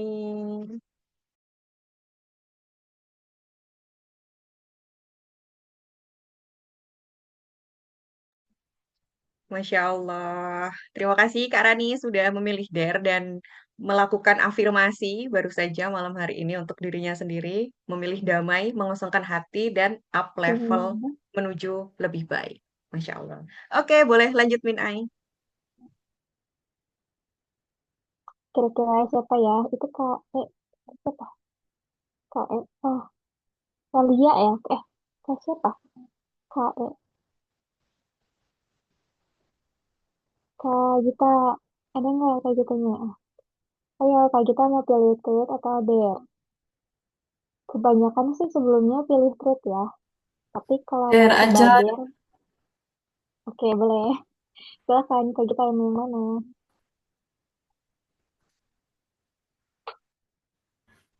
Yang kalimat itu pilih salah satu aja kan dari 5 itu? Ya, betul Kak. Pilih Tiga-tiganya salah Kak. satu ya. Jadi seperti yang Hmm, Kak Rani tadi, aku memilih damai, aku Gimana? mengosongkan hati. Mana Kak Ayum kok putus-putus? Untuk yang pilih salah satu kalimat, ini dipilih, diulang 3 kali aja. Maksudnya dipilih Hmm. tiga-tiganya, kita ulang 5 kali seperti Kak Rani tadi. Kalau pilih yang itu, poin yang kalimat Oh, 5 kali. bertiga ya? Mm, 3 kali. Atau mau tulis satu hal, kamu maafkan, boleh yang manapun. Atau senyum 5 detik aja, itu juga bisa. Terserah. ayo yang mana Gimana? Kak Gita? 3 kali diulang 5 kali. Eh, Mm. 3 macam Tiga diulang kalimat, 5 kali. yes. Mm-mm. Ya, saya Oke, yang mana Kak Gita? aku memilih damai. Langsung 5 kali gitu enggak Kak Ayum? Aku memilih damai lima Nanti, kali, terus apa 5 kali enggak. gitu kah? Aku memilih damai, aku mengosongkan hati, aku tidak dendam. Itu pertama. Terus aku memilih damai lagi, aku mengosongkan Oh, hati, aku tidak dendam. Lagi gitu sampai 5 kali. oke. Aku memilih damai, aku mengosongkan hati untuk yang lebih baik, aku tidak Amin. dendam, aku up level hidupku. Aku Amin. memilih damai, aku mengosongkan hati untuk yang lebih baik, Aku tidak dendam, aku up level hidupku. Aku Amin. memilih damai, aku mengosongkan hati untuk yang lebih baik. Aku tidak dendam, aku up level hidupku. Oke. Aku memilih damai, aku mengosongkan hati untuk yang lebih baik. Aku tidak dendam, aku up level hidupku. Oke. Udah ya? Sudah. Terima Alhamdulillah. kasih Kak Kita. Terima Masya kasih Allah. Kak Gita. Nanti kalau Sama-sama. ada yang mau ditanyain setelah sesi ini ya Kak Gita. Iya. Selanjutnya Maaf Kak ya Kak Gita Ayum lagi ada telat tadi. pertanyaannya, boleh minta ayah kerabat di It's putar okay, nggak lagi. apa-apa Kak Kita aman. Boleh lanjut ya Nia.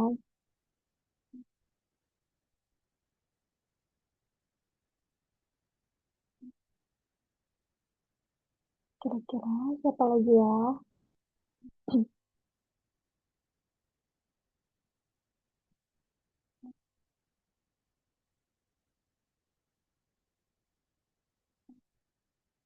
Kak Elia. Oke, benar Kak Elia ya. Boleh Kak Elia lagi on? On Kak, Oke, oke, terima kasih Kak Elia. Boleh ini silakan ya saya Kak Elia mau. izin Oh, join 2 device ya Kak. Yang satu speakernya rusak soalnya. iya ya. Mikrofonnya Boleh, yang rusak. Oke. iya boleh Oke. gak apa-apa Kak Aman. Mau pilih yang mana Kak Elia? Mau dare Kak yang tulis 3 emoticon yang menggambarkan perjalananmu dari terluka, memahami, terus memaafkan. Oke, boleh di Ini di komen kolom Kak. chat aja ya, berarti. Yes, Ya, boleh di situ ya Kak. kolom chat boleh. Ya, betul. Di share di kolom chat ya Kak.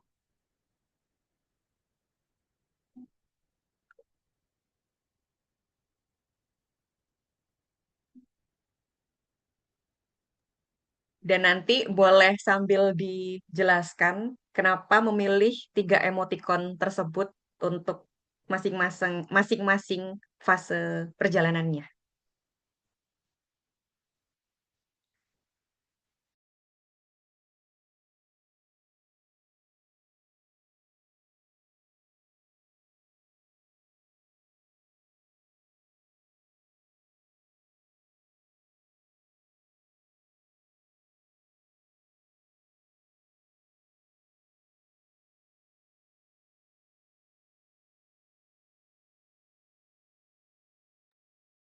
Boleh sambil nunggu Kak Elia diputer spin wheel-nya lagi Min Ai, biar selanjutnya bisa sambil menyiapkan.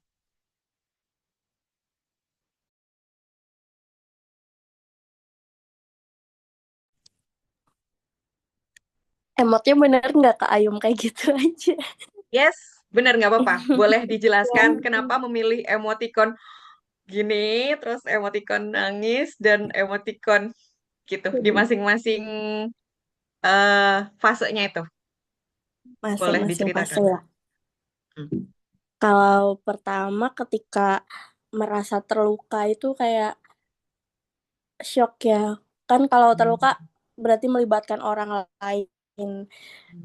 Selama ini kan kita berusaha untuk menjadi orang yang baik agar bisa disikapi baik ya, mendapatkan hal-hal baik juga di sekitarnya gitu. Tapi ketika kita mendapatkan hal-hal yang membuat terluka itu, kita kayak speechless. Aduh, ini kenapa ya gitu. Benar-benar. Kok bisa ya gitu. Terus Benar-benar. setelah itu fasenya kan memahami. Nah, selama perjalanan memahami itu nggak mungkin nggak nangis sih, pasti nangis dulu ngadepinnya. Setelah itu baru di fase memaafkan. Kenapa saya pilih emot yang belum, yang bukan bahagia banget ya Kak? Itu karena berusaha mencerna semuanya sih. Kenapa dia, benar kata Kayum tadi, kita berusaha mengerti kenapa sih orang itu bisa melukai kita gitu. Dan ketika kita tahu alasannya di belakangnya, turut merasakan juga luka apa yang dialami oleh orang itu gitu. Terus kita juga masih merasakan sakit ya yang ditinggal atas perlakuannya gitu. Udah deh. Kalau masih ada satu emot lagi mungkin bisa tersenyum lega kali. Yes. Oke, Masya Gitu. Allah. Oke, terima kasih Kak Elia. Terima Selanjutnya kasih, tadi Kak. Sama. tuh Kak Citra ya. Boleh Kak Citra lagi on? Mau chat atau udah? Halo Kak Citra. Lagi tidur kah? Takutnya ketiduran nih. Iya nih, Kak Citra kenapa tidak ada suaranya nih hari ini? Iya. Atau di skip dulu mungkinnya nanti kalau Kak Citra udah on nanti Oke, oke, lanjut boleh. Kak Citra ya. Kita keep dulu aja, boleh, boleh. Boleh lanjut nextnya Minai.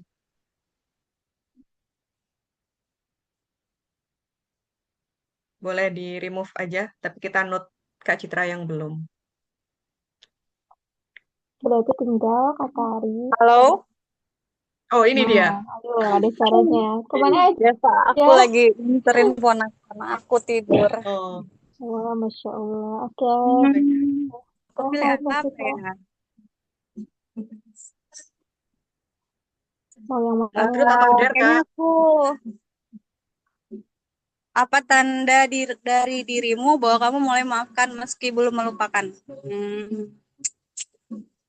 Tandanya hatiku sudah tenang, terus ketika bertemu orang itu sudah ngerasa biasa aja. Terus yang ketiga, nggak ada dendam. Mungkin itu aja. Terima kasih. Kasih. Berarti sudah berdamai dengan diri sendiri ya, Citra. Terima kasih. Si Kak Citra. Oke, selanjutnya Kak Alicia ya. Dari Boleh Kak Alicia, silakan. Iya, itulah. Kak Citra mohon Citra maaf, boleh off suaranya cam, belum Kak. di... Off cam, on cam, Oke, off cam. Off mic. silakan Kak Astagfirullahaladzim. Alicia. ya, halo. Ya. Saya memilih dare. Terdengar suara saya? Dengar, Iya. dengar, Kak. Dari yang mana, Kak? Hmm, yang aku tidak harus lupa, tapi aku cukup belajar. Oke, boleh. Boleh dilakukan. Ambil nafas 3 kali, kemudian tarik nafas, hembuskan 3 kali, kemudian katakan itu. Aku tidak harus lupa, tapi aku cukup belajar. Oke, boleh diulangi, Kak, 3 kali lagi Aku tidak kata-katanya. harus lupa, tapi aku cukup belajar. Aku tidak harus lupa, tapi aku cukup belajar. Oke.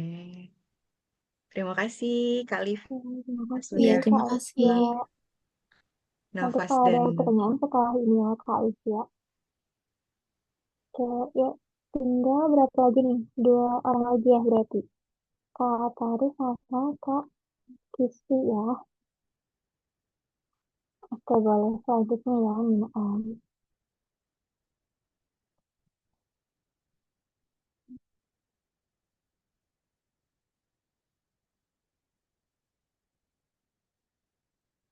kira-kira siapa ya? Kak Tari atau Kak Kisti? Nah, coba lagi ya.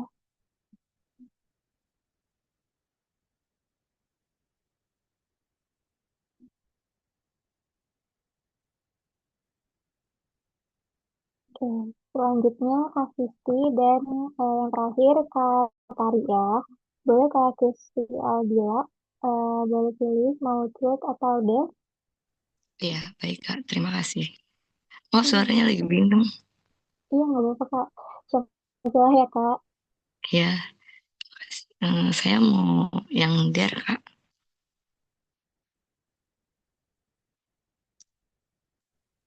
boleh mau dari yang mana, Kak? Yang itu, yang ambil napas 3 kali, lalu ucapkan aku tidak harus lupa. Oke, boleh diulangi 3 kali ya. Iya, baik. Siap. Bismillahirrahmanirrahim. Aku tidak harus lupa, tapi aku cukup belajar. Aku tidak harus lupa, tapi aku cukup belajar. Aku tidak harus lupa, tapi aku cukup belajar.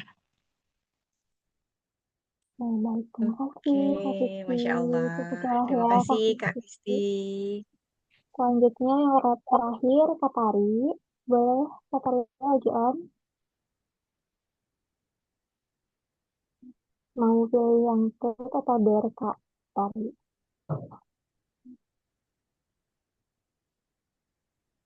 Kak Oke, Tari mana nih? Sudah on jangan-jangan mic ketiduran kah? nih.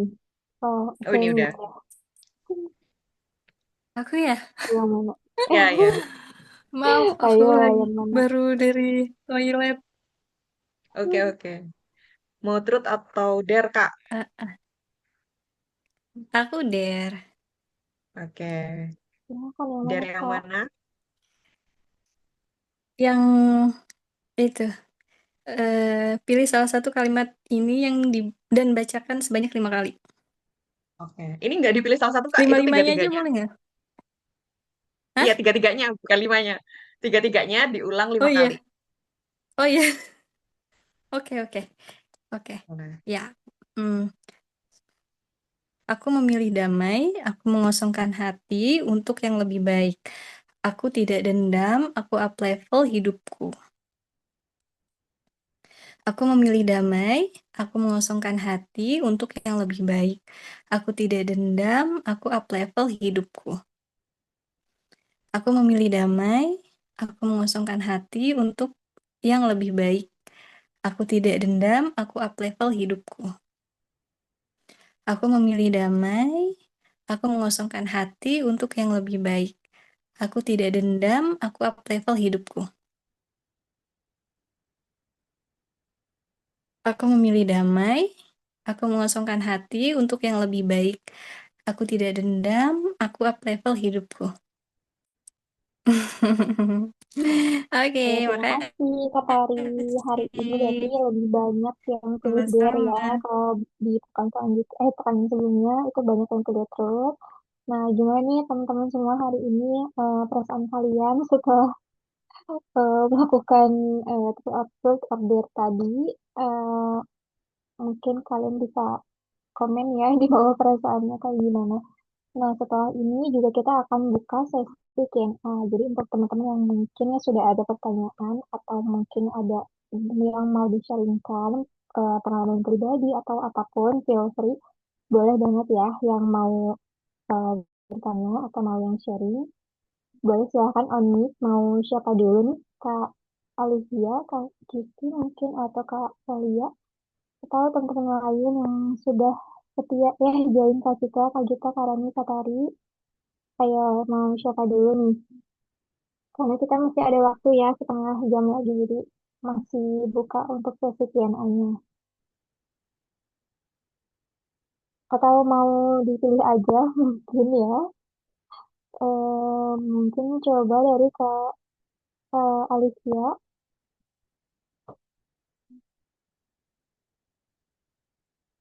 Boleh Kak Alicia, mau, mungkin ada pertanyaan?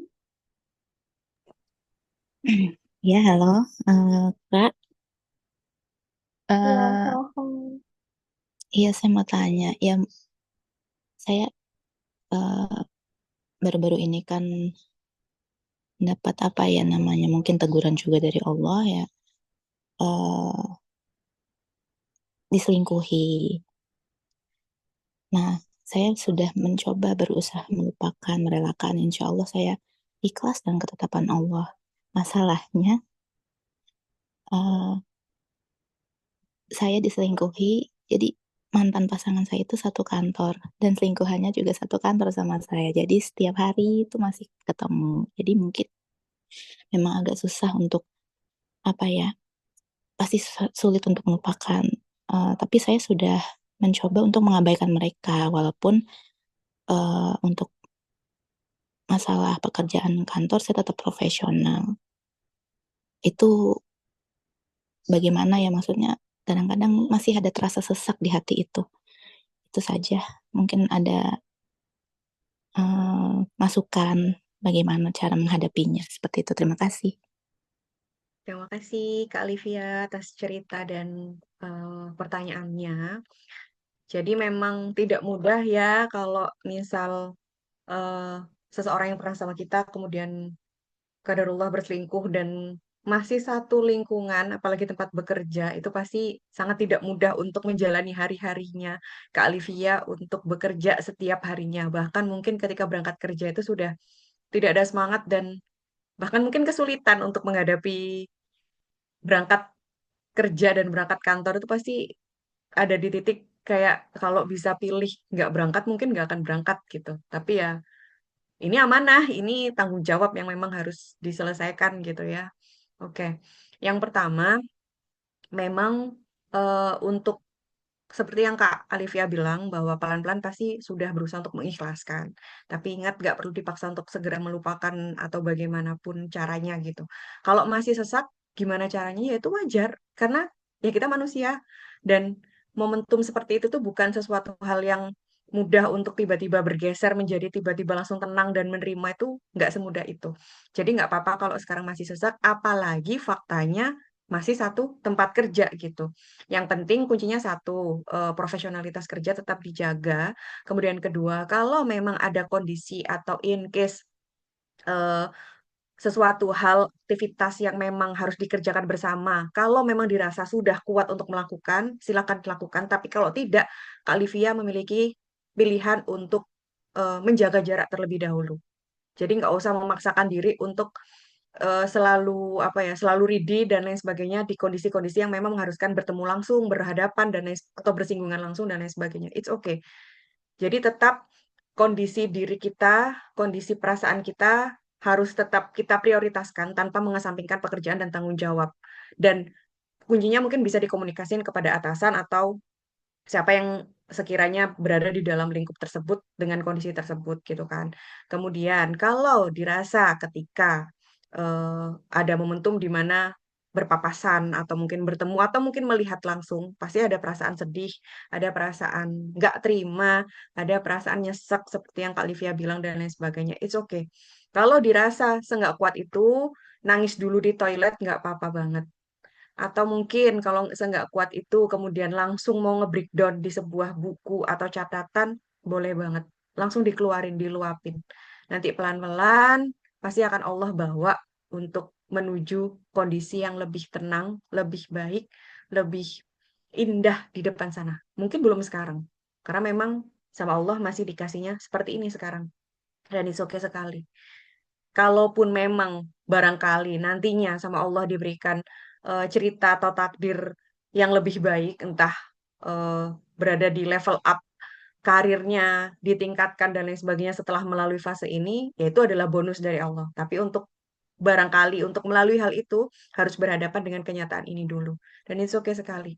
Perasaan sesaknya, sedihnya sekarang yang Kak Alivia rasakan sekarang itu normal sekali, nggak apa-apa sekali. Dan nggak usah dipaksa buru-buru untuk langsung nerima dan all is well dalam sekejap kayak gitu, nggak usah, nggak apa-apa.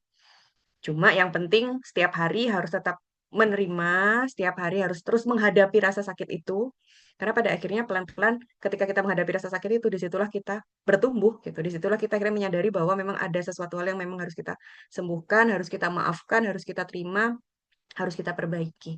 Itu yang penting kita bisa sadar, memiliki kesadaran utuh untuk diri kita, kapan kita mengizinkan diri kita untuk melihat, mendengar, atau mungkin kapan kita juga mau bersinggungan secara langsung, atau apa ya istilahnya memiliki aktivitas yang sama secara langsung dan lain sebagainya, kita punya kemampuan untuk melakukan hal itu ke diri kita gitu. Karena kalau di situ sudah kita bisa menentukan, maka self awareness kita sudah sangat baik untuk memproses kesembuhan kita dari pengkhianatan tersebut gitu. Dan itu prosesnya perlahan-lahan aja, nggak perlu dipaksa. Yang penting deketin Allah terus, nggak boleh jauh. Dan selalu utamakan diri kita, ketenangan hati kita, kemudian pemulihan kita, utamakan di situ. Mungkin itu Kak, semoga menjawab. Terima kasih atas pertanyaannya. Mohon maaf jika ada salah kata atau penyampaiannya. Iya, terima kasih Kak Ayum.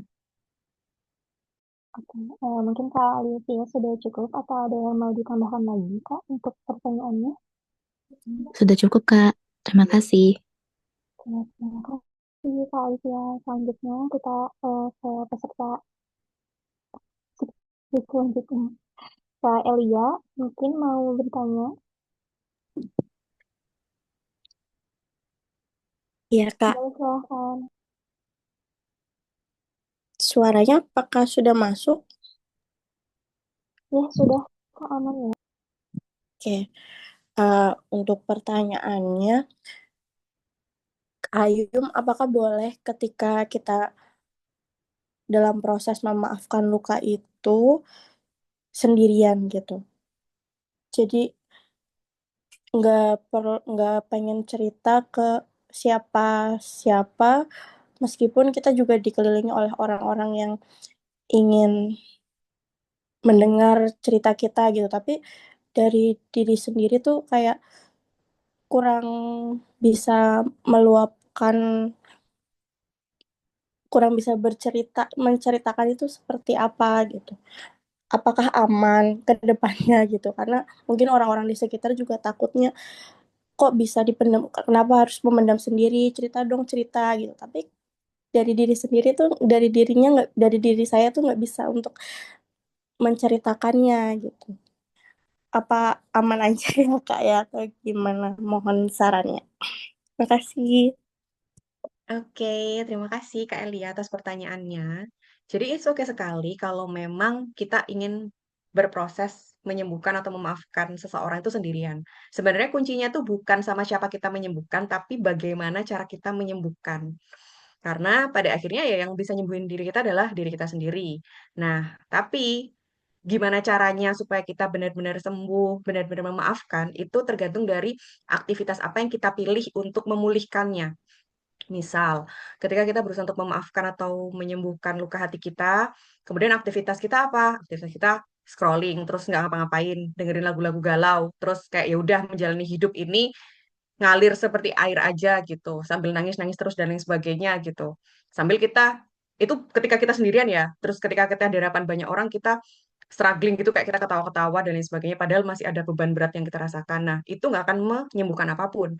Tapi sekalipun kita nggak cerita ke siapapun. Tapi kalau kita memutuskan untuk menyembuhkan diri kita sendiri dengan catatan ketika kita sendirian, kita mengalirkan emosi kita. Kalau kita sedih ya kita ngomong sedih. Kalau kita marah kita bilang marah, kita luapin amarah kita. Kita tulisin apapun yang sedang menjadi pikiran dan keresahan kita, apa yang kita rasakan. Kita cerita di depan kaca dengan diri kita sendiri, ngomong semuanya ke diri kita sendiri. Atau mungkin kita apa ya istilahnya journaling, kemudian nyenengin diri kita sendiri, melakukan hal-hal yang bikin kita happy dan lain sebagainya, itu oke. Itu nggak apa-apa, gitu. Karena sebenarnya menceritakan apa yang sedang kita rasakan, menceritakan kondisi kita kepada orang lain itu memang sesuai dengan kebutuhan kita, karena kondisinya kita tidak sanggup untuk menghadapi semuanya itu sendirian gitu. Jadi kita butuh orang lain untuk menampung itu semua. Tapi kalau dirasa aktivitas kita, keseharian kita mendukung proses kesembuhan kita, ya it's okay. Tapi dengan catatan itu tadi, kalau memang dirasa kita merasakan kesulitan untuk menanggung beban emosi, karena setiap orang itu memiliki intensitas dan kemampuan untuk menahan beban emosinya masing-masing. Ada yang mereka ketika disakitin bisa apa ya, coping mekanismenya tuh bekerja dengan cara bisa menerima rasa sakit itu, kemudian menghadapinya dengan baik, terus nggak sampai mengganggu rutinitas dia sehari-hari gitu kan. Artinya kan kondisi psikisnya masih bisa dia selesaikan sendiri. Tapi ada juga orang-orang yang ketika dia habis disakitin, dilukai, dikhianatin, dia nggak bisa menghadapi kondisi emosionalnya sehingga itu mengganggu aktivitas sehari-harinya sampai dia nggak bisa tidur atau mungkin nggak bisa tidur selama 1 minggu gitu ya, atau mungkin dia malas makan selama berhari-hari, dia nggak mau, bahkan dia nauzubillah min dzalik malas beribadah sampai berbulan-bulan dan lain sebagainya, itu kan sudah mempengaruhi aktivitas sehari-hari kita, maka itu sudah menjadi tanda bahwa kita membutuhkan pertolongan sesederhana ke orang lain, orang-orang terdekat atau orang-orang yang kita percaya. Atau kalau masih meragukan orang-orang terdekat dan orang-orang yang kita percaya, kita bisa ke psikolog atau ke psikiater. Karena indikasinya sudah mengganggu aktivitas atau rutinitas seharian kita. Tapi kalau kitanya ini masih bisa melakukan aktivitas dengan normal, keseharian kita normal, meskipun ada perasaan yang kadang nggak nyaman, masih sedih, ya it's okay. Yang penting itu tadi, aktivitas kita membawa kita pada proses penyembuhan atau enggak gitu. Jadi entah sendirian atau kita cerita ke orang lain tentang rasa sakit kita tuh nggak masalah sebenarnya. Itu adalah apa ya, keputusan dari kita masing-masing, dan itu juga bisa menjadi keputusan bijak dengan catatan itu tadi. Kita benar-benar bisa memproses aktivitas penyembuhan kita ketika kita sendirian itu ya dengan baik dan bijak gitu. Nggak malah membuat kita semakin terpuruk atau malah memendam dan menekan emosi kita gitu, repress kondisi perasaan kita, atau mungkin semakin menekan luka-lukanya itu kayak bahkan diabaikan dan lain sebagainya. Kalau kita seperti itu ya yang ada malah kita nggak sembuh-sembuh gitu. Jadi yang menentukan itu bukan ke siapa atau bagaimana cerita kita, tapi bagaimana kita aktivitas sehari-harinya memproses untuk menuju ke kesembuhan tersebut gitu. Semoga menjawab Kak Elia. Terima kasih atas pertanyaannya. Oke, Kak Elias mungkin sudah cukup atau ada yang ditambahkan lagi, Kak? Sudah cukup, Kak. Terima kasih, Kak Ayum, insight-nya. Oke, baik. Terima kasih, Kak Elia. Selanjutnya kita percepat juga ya. Untuk Kak Siti, mungkin ada yang mau ditanyakan? Apa ada yang mau dicurhatkan? Ya boleh, silakan ya Kak Siti. Baik Kak, terima kasih. Ini sebenarnya ada beberapa pertanyaan sih Kak. Jadi ya kenapa ya Kak semua manusia itu mengecewakan. Jadi beberapa tahun lalu aku tuh kehilangan teman yang udah aku anggap sebagai saudara sendiri. Karena cuman entah nggak tahu apa permasalahannya, kita salah paham. Sehingga akhirnya kita jadi sejauh ini. Terus tahun kemarin juga aku ditinggal teman sidang. Pada saat sidang skripsi aku ditinggal sama teman. Padahal dulu tuh kita udah berencana akan sidang dan wisuda bareng-bareng. Intinya kita berjuang bareng-bareng. Tapi nyatanya nggak sesuai ekspektasi. Kadang kalau ada konten yang lewat di sosmed, ya teman-teman bisa kompak, itu masih gimana gitu Kak rasanya. Terus dan terakhir tahun ini aku diuji sakit nggak sejak Februari hingga saat ini. Dan Februari sampai Juni itu aku benar-benar drop. Ya di sisi lain memang ada medisnya Kak, tapi di sisi lain juga ada sakit yang bisa dibilang dari manusia secara halus. Bagaimana ya Kak cara menjaga agar diri ini tidak merasa takut gitu hal buruk itu terulang lagi saat proses pulihnya ini belum tuntas. Karena selalu tiap hari gitu terngiang-ngiang di pikiran. Bahkan saya sendiri tidak tahu alasan atau niat seseorang tersebut. Jadi bagaimana Kak cara memaafkannya sesuatu yang masih berpengaruh pada tubuh dan pikiran saya ini setiap hari. Terima kasih. Terima kasih Kak Kisti. Kalau boleh tahu yang terngiang-ngiang sejauh ini apa Kak? Jadi kayak rasa takut terhadap seseorang tersebut itu Kak. Jadi gimana ya? Jika ingatan Yang terus Kak gitu Bu. Kisti takutkan itu apa? Ya takut apa-apain lagi gitu karena sakitnya yang saya sih yang ngerasain. Gak mau itu terjadi lagi. Apalagi sampai terjadi di ya sekitar saya lah. Jangan sampai itu, cukup di saya aja. Oke, dan itu kejadiannya sudah berlangsung. Maksudnya sebelumnya sudah pernah ada kejadian tersebut dan sangat menyakitkan Kak Kisti ya. Sampai saat ini masih berlanjut. Mohon doanya ya Oke, Ibu biar cepat tuntas dan pulih kembali. amin insya Allah. Oke, baik. Terima kasih Kak Kisti atas pertanyaannya. Jadi, yang pertama untuk masalah pertemanan dari Kak Kisti, wajar kalau Kak Kisti merasa sedih dan kecewa ketika ternyata teman seperjuangannya tanda kutip meninggalkan gitu ya. Karena ternyata selama ini yang diharapkan bisa membersamai, yang bareng-bareng, tapi kadarullah ternyata dia memiliki jalan ceritanya sendiri dan sudah apa ya, sudah berjalan lebih cepat dibandingkan Kak Kisti gitu. Itu pasti sangat mengecewakan dan terasa sedih pastinya ya ketika menghadapi kenyataan tersebut. Hanya saja memang dewasa ini kita tumbuh dewasa ini ya, kita semakin mengerti bahwa memang kita pada akhirnya tidak hidup dengan perjuangan orang lain, tapi kita hidup dengan perjuangan kita sendiri. Jadi ketika kita bersama dengan siapapun, ketika kita sedang berproses dengan siapapun, memang awalnya pasti kita bareng-bareng. Tapi at the end, kita akan sampai pada perjuangan diri kita sendiri, bukan perjuangan orang lain.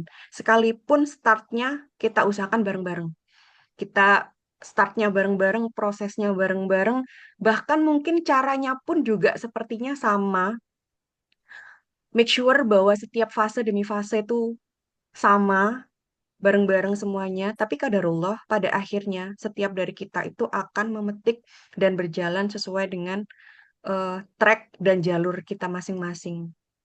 Jadi ketika kita merasa sedih dan kecewa menghadapi kenyataan bahwa ada teman kita atau orang terdekat kita pada akhirnya sudah duluan dari kita atau mungkin tanda kutip meninggalkan kita atau mungkin sudah berjalan lebih cepat atau apapun itu kondisinya, yang intinya sudah nggak barengan sama kita, itu adalah proses yang wajar ketika kita merasa sedih dan kecewa. Tapi pada akhirnya kita sedang Allah latih untuk menyadarkan diri bahwa memang kita berjuang berdasarkan track kita yang memang Allah susunkan untuk kita, bukan track orang lain. Dari situ kita akan mengerti ternyata memang mau kita bareng sama siapapun di dunia ini, pada akhirnya ya kita akan berjuang dan sampai di garis finish kita masing-masing. Jadi perasaan sedih dan kecewanya itu wajar, tapi fakta bahwa pada akhirnya Kak Kisti akan sampai di tujuan Kak Kisti dengan waktu, cara, dan momen terbaik yang Allah siapkan, itu juga akan menjadi kenyataan gitu. Fakta itu akan indah juga pada akhirnya. Dan perasaan sedih kecewanya itu nggak apa-apa, tapi tanpa mengesampingkan bahwa Kak Kisti juga akan sampai di tempat yang sama, bahkan mungkin lebih baik dari mereka, atau bahkan dengan proses yang lebih indah juga yang kita nggak pernah tahu apa yang sedang Allah siapkan buat Kak Kisti. Tapi faktanya, pada akhirnya nanti Kak Kisti akan sampai pada tujuan hasil dari perjuangannya Kak Kisti. Itu yang pertama untuk tentang proses pertemanan Kak Kisti dengan rasa kecewa tersebut. Karena memang ketika kita hidup dengan manusia, ya kita akan bersinggungan dengan kekecewaan. Kita akan bertemu dengan rasa sakit, dikecewakan, dan lain sebagainya. Seperti yang aku jelaskan tadi ya, hanya saja intensitasnya seberapa itu tergantung dari orang yang sama kita dan tergantung juga dari harapan kita sebesar apa kepada orang tersebut. Kemudian untuk yang pertanyaan kedua, untuk rasa takut Kak Kisti yang sedang Kak Kisti rasakan, kalau psikologku tuh pernah berpesan kayak gini Kak, dengan segala sesuatu hal yang pernah terjadi dalam hidup kita, entah itu rasa sakit, entah itu hal traumatis atau mungkin sesuatu hal yang menyakitkan pokoknya ya, yang mungkin sekarang sedang terjadi, yang pernah terjadi atau sekarang pernah sedang terjadi, itu memang terjadi dan itu nyata. Tapi di masa depan itu belum tentu bakal kejadian seperti itu lagi. Makanya kenapa aku selalu diingatkan bahwa apa yang terjadi dalam hidupku hari ini itu ya memang itu yang terbaik buatku sekarang. Tapi percayalah ke depan nanti kita belum tentu bertemu dengan hal itu lagi gitu. Sekalipun sekarang kita khawatir, sekalipun kita takut, tapi kenyataannya di masa depan kita nggak akan bertemu dengan hal itu lagi. Kenapa? Karena hal itu menjadi pelajaran kita, menjadi penguat kita, menjadi sesuatu hal yang mendekatkan kita sama Allah dan diri kita sendiri, memproses kita menjadi pribadi yang lebih baik, yang pada akhirnya di masa depan nanti kita nggak akan ketemu dengan hal itu. Itu pesan dari psikologku ketika aku mengkhawatirkan sesuatu hal di masa depan karena rasa sakit yang pernah aku hadapi hari ini gitu. Atau sesuatu hal yang mungkin cukup apa ya istilahnya mengecewakanku hari ini bahkan masih aku rasakan rasa sakitnya sampai sekarang gitu. Karena setiap hal di masa depan itu masih fana, masih belum terlihat, dan karena itu masih nggak jelas, makanya otak kita tuh berusaha mencari sesuatu hal yang terlihat jelas gitu. Dan qadarullah sekarang yang terlihat jelas itu adalah lukanya. Makanya yang tergambar di otak kita di masa depan itu seakan bakalan ada luka itu tadi. Padahal enggak, belum tentu. Karena di masa depan masih belum pasti dan belum jelas, makanya otak kita tuh apa ya, mem- menampilkan hal luka itu bakal terjadi gitu. Padahal enggak, belum tentu. Maka apa yang bisa Kak Kisti lakukan hari ini, yang Kak Kisti bisa lakukan hari ini adalah tetap menjaga hubungan baiknya sama Allah. Bertaubat, terus tahajud, duha, apapun amalan yang bisa membuat Kak Kisti merasa tenang dan semakin yakin bahwa ada Allah di situ, lakukan. Kemudian yang kedua, lakukan juga hal-hal yang membuat rasa cinta Kak Kisti ke dalam diri Kak Kisti semakin meningkat. Lakukan apapun yang bikin Kak Kisti happy, memperbanyak apa ya, memberkatakan kalimat-kalimat baik untuk diri Kak Kisti, apapun itu kata-katanya, entah kayak tadi yang di truth or dare itu tadi ya, ada beberapa kalimat-kalimat yang itu mengingatkan kita untuk kembali mengaktifkan eh, kalimat-kalimat atau hal-hal baik ke otak kita gitu. Kayak sesederhana, oke aku kuat, aku layak, aku hebat, aku baik, aku hidupku tenang, aku damai, aku aman. Coba katakan itu setiap hari, setiap pagi. Karena jujur afirmasi pun juga selalu aku gunakan setiap hari sampai sekarang. Dan itu yang mempengaruhiku untuk selalu memandang segala sesuatu hal dengan perspektif lain yang lebih luas tanpa mengesampingkan rasa sakit, tanpa mengesampingkan kekhawatiran, tanpa mengesampingkan segala perasaan yang sedang kita rasakan sekarang gitu. Jadi perkara kekhawatiran, kesedihan, ketakutan itu adalah part yang memang harus kita kelola, harus kita benerin, harus kita ulik, harus kita alirkan, harus kita terima dan kita hadapi, kita selesaikan pelan-pelan sambil berjalannya waktu, tubuh kita, aktivitas kita itu mendukung proses kesembuhan kita. Gitu. Mungkin itu semoga menjawab Kak Kisti. Terima kasih atas pertanyaannya.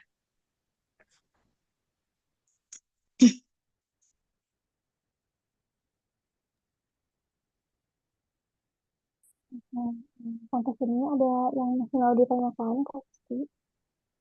Baik, terima kasih Kak. Terima kasih Bu atas masukannya. Oke, terima kasih Kak Rizky. Karena sedang di penghujung acara ya, jadi mungkin kita akhirin dulu untuk pertanyaan-pertanyaannya. Tapi ini ada closing statement ya, mungkin dari Kak Cika, jadi aku coba bacain dulu. Aku cuma mau nyampein yang aku rasain selama beberapa tahun ini. Insight yang aku dapat adalah kalau memaafkan itu sebenarnya bukanlah perihal orang yang bersalah padamu, melainkan untuk dirimu sendiri, untuk ketenangan dan keselarasan batinmu. Memaafkan bukan berarti kita melupakan kesalahan-kesalahan orang itu, namun dengan memaafkan kita tidak membiarkan hati kita diisi oleh rasa sesak dan rasa sakit tak pantas untuk kita tanggung. Dan untuk permulaan, mulailah dengan memaafkan diri sendiri karena dialah yang paling merasa bersalah, agar hati kita lapang dan siap untuk menerima hal-hal baik yang akan datang. Oke, terima kasih banyak Kak Citra untuk closing statement-nya hari ini. Mohon maaf untuk Kak Citra, Kak Gita, Kak Tari, Kak Rani, mungkin kalau misalnya belum sempat bertanya ya, semoga di Nah, pertanyaan selanjutnya. ini ada Ya. pertanyaan satu dari Kak Gita yang Oh, nggak masuk kah? enggak, kayaknya itu, oh, ini ya. Oh iya, betul-betul. Ada pertanyaan dari Kak Gita ya, oke. Ya Sebelum benar. kita tutup ya, boleh kita dari Kak Gita dulu. Kak Ayum, apa ya penyebabnya jika kita akhir-akhir ini rasanya nggak bersemangat, mager scrolling sosmed terus, malas ketemu orang, pengen di rumah aja, meskipun sudah berusaha fokus dan mengerjakan tugas kantor. Tapi gak bisa bertahan lama, mulai ke distract ini itu. Akhirnya tugas kantor molor dan gak berjalan sesuai target. Padahal pikiran itu penuh, ada banyak tugas yang harus selesai ini itu, tapi badan dan otak tuh gak sinkron, pengennya leye-leye. Kesel sama diri sendiri, tapi tetap gak gerak. Aku kenapa ya Kak, bingung bagaimana harus menghentikan kebiasaan ini. Oke, Oke. silahkan dijawab. Terima kasih Kak Gita. Mungkin ini penutup pertanyaan sekaligus reminding kita bersama ya. Karena ini pasti fase yang dilalui semua orang. Bahkan aku pun juga pernah di fase ini kok. Jadi momentum di mana kita kayak males ngapa-ngapain, pengennya scrolling, tapi kita tahu bahwa kerjaan itu lagi banyak, aktivitas itu lagi sibuk-sibuknya, tapi kayak udah nggak mau ngapa-ngapain, capek aja, pengen rebahan, pengen scrolling dan lain sebagainya. Dan itu mungkin udah berjalan 1, 2, 3 harian lah, bahkan mungkin ada beberapa orang yang seperti itu lebih dari 1 minggu dan lain sebagainya gitu ya. Yang pertama, itu kondisi kita overwhelmed. Jadi memang kita lagi terlalu banyak input yang masuk dalam bentuk apapun. Entah itu dari sosial media, entah itu dari teman-teman sekitar yang mungkin eh, memberikan terlalu banyak informasi, terlalu banyak bersinggungan dengan orang dan lain sebagainya. Dan itu tidak terjadi dikarenakan 1, 2 hari, tapi beberapa hari sebelumnya. mungkin selama 1 minggu berturut-turut kita terlalu menyerap banyak informasi, banyak hal-hal atau apapun itulah yang kita masuk ke dalam diri kita terima gitu ya. Sehingga akhirnya kita menyerap sesuatu hal terlalu banyak, ditambah aktivitas dan tanggung jawab kita yang juga banyak. Akhirnya tubuh kita udah kasih sinyal bahwa kamu sudah overload dengan segala sesuatu hal yang kamu terima sekarang. Yang ada malah tubuh kita nggak ngapa-ngapain dan mengaktifkan tombol off-nya gitu. Yang diaktifkan itu adalah tombol off untuk tubuh, tapi otak sama perasaan kita semuanya masih nyala gitu. Dan itu adalah bentuk pertahanan diri kita sebenarnya. Mungkin juga ya kita paham sih, maksudnya beberapa minggu terakhir ini kan juga dengan bencana di Sumatera, kemudian berita-berita yang apa ya cukup membuat kita terbawa sampai ke perasaan kita dan mungkin aktivitas kita dan lain sebagainya itu wajar sekali teman-teman. Cuma kembali lagi ketika kita sudah merasa di titik ini tapi udah hal yang positif buat Kak Gita. Kenapa? Karena Kak Gita menyadari. Kadang kalau kita apa ya, maksudnya kalau kita nggak sadar, kita nggak akan sampai notice hal ini ada sesuatu hal yang nggak beres nih sama diri kita gitu kan. Itu kita nggak sadar kalau memang ada yang nggak beres. Tapi Kak Gita ini sudah menyadari hal ini dan ini adalah poin plus yang artinya ada keinginan untuk menghentikan ini dan memperbaiki semuanya gitu. Dan apa yang perlu dilakukan? Yang pertama, ketika dirasa terlalu overstimulation dengan sosmed, dengan gadget gitu kan, coba kita sadarkan diri kita ketika kayak udah pasti kan mau kita sampai 5 jam scrolling pun pasti ada di titik di mana kita bosan kan ya. Nah, ketika kita di titik bosan, kita meletakkan handphone, kita bisa coba untuk diem aja, nggak ngapa-ngapain, lihat langit, lihat apapun yang ada di sekitar kita, kemudian pegang apa yang sedang di sekitar kita. Itu artinya kita sedang grounding, merasakan segala sesuatu hal yang ada dalam diri kita. Ada yang di sekitar kita, entah kursi yang lagi kita dudukin, entah megangin kaki kita, entah melihat awan-awan di kamar kita, atau melihat apa ya istilahnya baju yang bergantung di kamar kita atau memegang jendela kita, memegang kursi kita dan lain sebagainya. Kenapa itu perlu? Karena untuk mengajak otak kita, kesadaran kita untuk kembali hadir di hari ini. Yang bikin kita selalu mikir kemana-mana, terus gampang capek dan lain sebagainya. Karena ketika kita scrolling, kita sambil mikir nanti ke depan nanti gimana ya, aku nanti bakalan apa ya. Terus otak kita juga terbawa arus di masa lalu. Kalau aja kemarin gini-gini, ini sebenarnya gini nggak sih, ini harusnya gini nggak sih. Jadi berisik sekali, jadi berat sekali, terasa semuanya kayak nyampur aduk jadi satu, tapi badan nggak ngapa-ngapain dan nggak tahu harus ngapain gitu kan. Jadi ketika kita di kondisi overstimulation dan overwhelm seperti itu, kita harus mengaktifkan kesadaran diri kita lagi untuk hadir di hari ini. Sesederhana apa? Ya kita meletakkan semua hal yang menstimulasi kita untuk overstimulation, yaitu apa? Gadget kan, HP. HP-nya simpen dulu, kita diem aja nggak usah ngapa-ngapain, kayak ya udah nafas, terus lagi ngerasain lantai yang kita pijak ini rasanya kayak gimana kerasnya, terus megangin diri-diri kita gitu kan, megangin badan dan lain sebagainya itu dilakuin 5 menit aja gitu, diem nggak usah ngapa-ngapain. Terus kalau sudah, biasanya aku ngelanjutin buat ambil wudhu biar seger ya, biar apa-apa yang di pikiranku tuh rontok semua, entah mungkin ada ketempelan setan atau apa yang bikin ngerasanya kayak terpenjara di kasur dan lain sebagainya. Aku wudhu, kemudian aku ambil sholat sunnah, sunnah apapun, entah itu duha, entah itu taubat, entah apapun itu. Habis gitu ya sudah, coba kembali dilihat lagi apa yang bisa aku kerjakan detik itu. Misal, ada pekerjaan yang memang sudah manggil aku untuk dikerjakan sekarang, ya udah itu dulu yang dikerjakan. Perkara pekerjaan yang masih detailnya besok atau 2 hari lagi dan sebagainya, itu nanti yang bisa dikerjakan sekarang, kerjakan sekarang. Setelah kita kembali pada kesadaran kita. Jadi itu P3K kita ketika kita merasakan overstimulation dengan segala sesuatu hal yang terjadi dalam diri kita.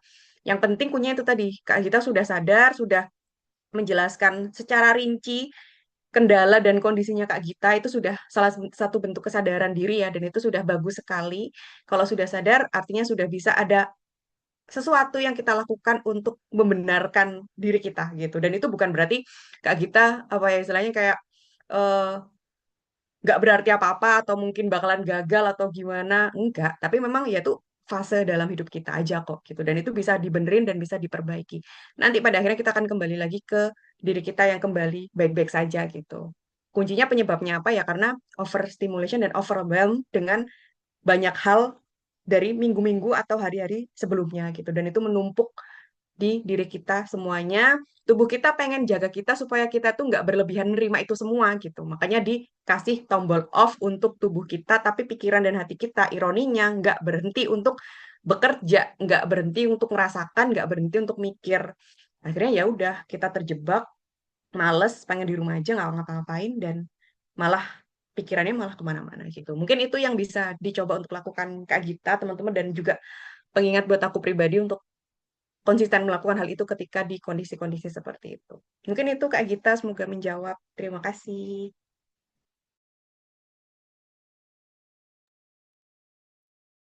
Oke, baik ya untuk Kak Gita, mungkin sudah cukup. Atau ada yang mau ditanyakan lagi, boleh silakan chat di komen ya Kak. Dan ini juga jadi pertanyaan yang sangat-sangat mereminder kita semua karena ya kalau udah buka gadget apalagi buka sosial media pasti pengennya tuh bawaannya scrolling terus ya sampai berjam-jam, tapi kalau ibadah kayak rasanya cuma beberapa menit aja kayak udah capek banget gitu. Ya Allah, ternyata semoga ya kita di 2025 ini menjelang akhirnya semoga kita bisa terus memperbaiki diri dan bersama-sama di TikTok ya. Oke, sebelum kita tutup acara hari ini, boleh ya kita dokumentasi dulu ya teman-teman untuk Kak Alifia, Kak Elia, terus Kak Kisti, Kak Citra, Kak Gita, Kak Tari, dan Kak Rani. Boleh nih kita ancam ya, karena ada teman-teman yang mungkin nanti di pekan selanjutnya tidak bertemu ya, jadi siapa tahu ini jadi kenang-kenangan juga untuk dokumentasinya hari ini. Kali kita akan dokumentasi itu dan akan diposting ke story ya teman-teman. Jadi kalau kalian mau apa mau di tag boleh banget nanti di replay aja untuk story IG-nya kita official ya. Jangan lupa yang belum follow di follow dulu ya. Oke, siapa lagi nih kira-kira? Kak Alicia mungkin mau, Kak Rani dan Kak Tari. Kak Jika juga mungkin kalau mau ya, boleh silakan ya. Oke, mungkin kita berlima dulu ya. Yang pertama kita gaya formal dulu ya teman-teman. 1, 2, 3.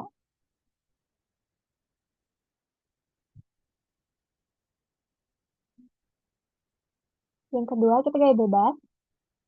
1, 2, 3.